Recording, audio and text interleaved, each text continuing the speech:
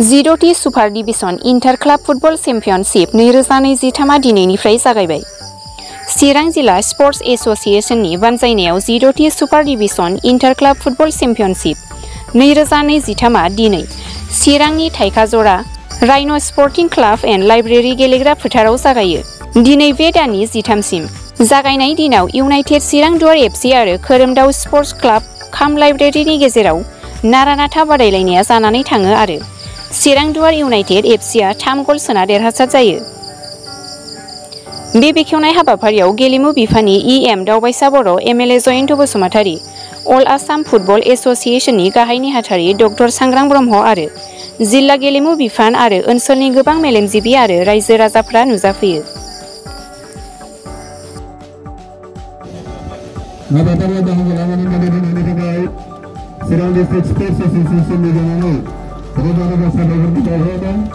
आङो चिरां district sports association बिथांमोननि आफादगिरि गाहाय नेहाथारि आरो गासैबो मावथिखौ आङो साबायखर जासिगोन। बिथांमोना नैबे सुपार डिभिजन लिगखौ मोन 8 क्लाबखौ लानानै बे सुपार डिभिजन लिगखौ दिनैनिफ्राय नैबे थाइख्राजरानि गेलेग्रा फोथाराव जागायबाय। जोङो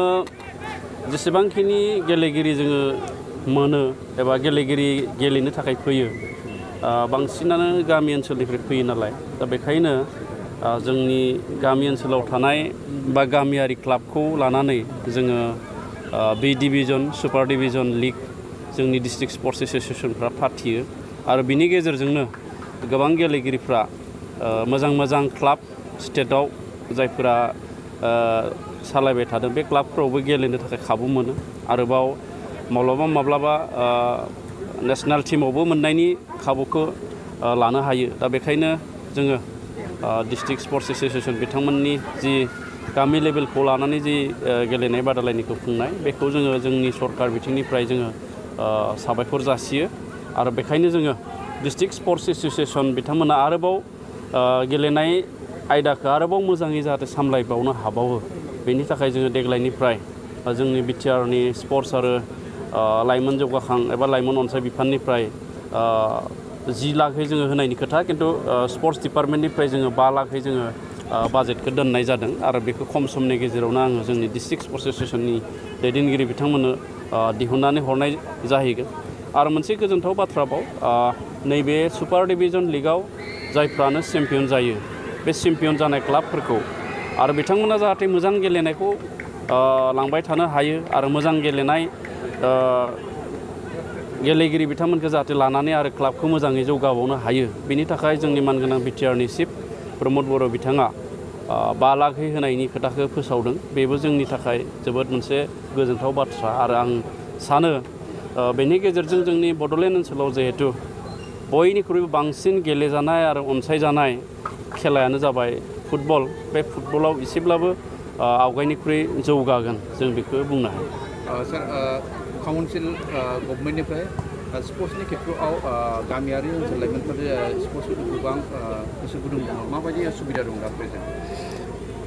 काउन्सिल हिसाबै जोङो थोंजोंहै जोंनि स्पर्ट्स एस'सिएशन जिफोर दङ जिल्लानि डिस्ट्रिक्ट स्पर्ट्स एस'सिएशन साब डिभिजन लेभेलाव, बिथांमोननि गेजेरजोंनो जोङो काउन्सिलाव थानाय बा जोंनि ओनसोलाव थानाय गेलेगिरिफोरखौ बोखांनो थाखाय जोङो थुलुंगा होनो नागिरदों आरो बेखायनो जोङो जि रांखान्थि अनसुंथाइ, बे रांखान्थि अनसुंथाइखौबो जोङो आवगायनिख्रुइ एसे बारायनानै होनाय जादों आरो जोङो सानबाय थानाय जादों जोंनि जि गेलेगिरिफोर मालाबा आन्डार 13 जायो, आन्डार 14, आन्डार 17 जायो, दा बा आन्डार 19 जायो। दा बेफोर गेलेनायाव बा बेफोर लिगाव जायफोर आन्डार 13आव गेलेनानै चेम्पियन जाबाय बा आन्डार 14आव गेलेनानै चेम्पियन जाबाय, दा बेखौ फल' आप खालामनो थाखाय जोंनो एकाडेमिनि खोब गोनांथार। दा बे एकाडेमिनि खोथाखौ जोङो सानबाय थानाय जादों आरो बेनि थाखायनो जोङो जोंनि बड'लेण्ड ओनसोलनि जि स्पर्ट्स, फुटबलल' नङा, गुबुन गुबुन इभेन्टफोरखौबो जोङो जाहाथे मोजाङै दैदेननो हायो, बेनि थाखाय जोङो बड'लेण्ड स्पर्ट्स डेभेलपमेन्ट बर्ड बेखौ जोङो अलरेडि जों ड्राफ्टिं कमिटि मोनसे जोङो दाबाय आरो बिथांमोना बड'लेण्ड ओनसोलनि गासैबो इभेन्टनि जि स्पर्ट्स बेखौ बोरै डेभेलप खालामनो हायो, बिनि थाखाय बिथांमोना पलिसि एबा माखासे सोलो रनसायगोन आरो बे सोलोनि गेजेरजोंनो जोङो जोंनि बड'लेण्ड ओनसोलनि गासैबो गेलेनायखौ जौगाखांहोनो हागोन होननानै आं बड'लेण्ड एफसि हिसाबै रुनार कापआव गिबि खेब बाहागो लागोन। माबायदि रुनार कापआव बाहागो लागोन, माबायदि प्रिपारेसन? दुरान्ड कापआ जोंनि एसिया हादोरमानि बयनिख्रुइबो गोजामसिन काप देग्लाय 132 बोसोर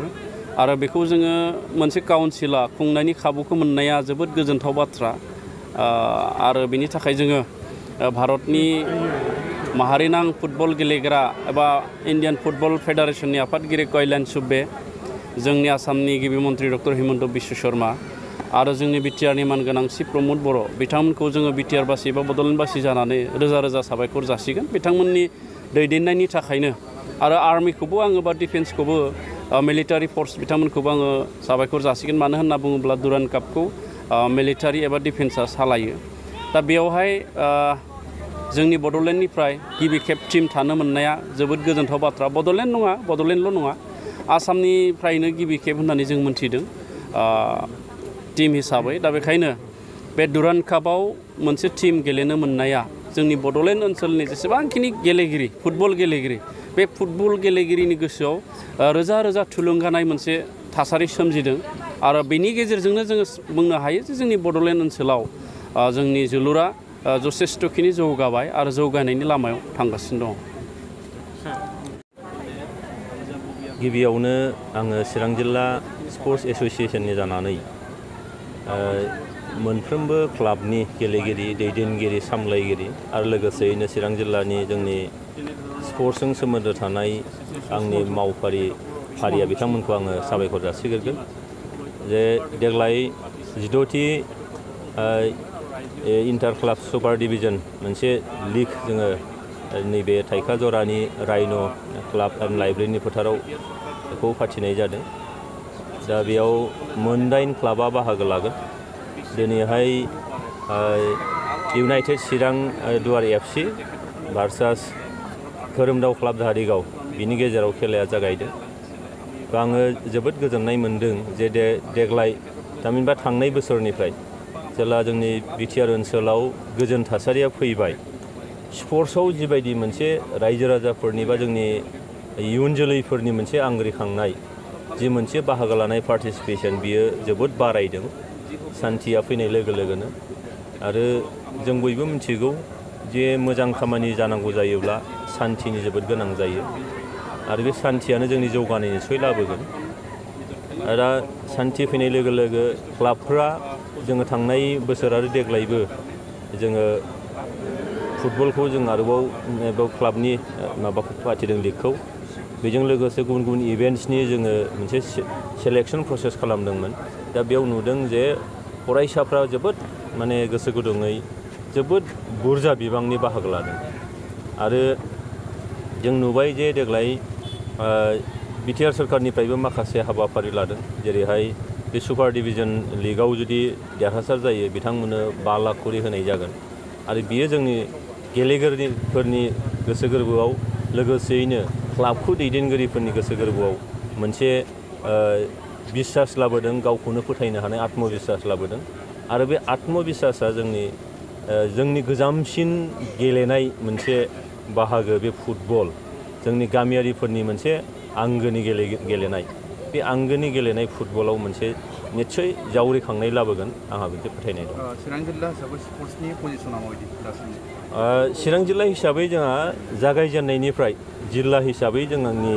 जि मोनसे ग्राफ बे ग्राफआ मालाबाबो गाहायाव नङा जोङो नट अनलि फुटबल गुबुन गुबुन इभेन्ट्सफोर बक्सिङाव होन बे जोङो मा होनो बोरला गावनायाव होन आर्सारियाव होन काबादियाव होन बा बिदिनो भलियाव होन जेरावबो जोंनि जिल्ला चिरां जिल्ला हिसाबै खुनु खम नङा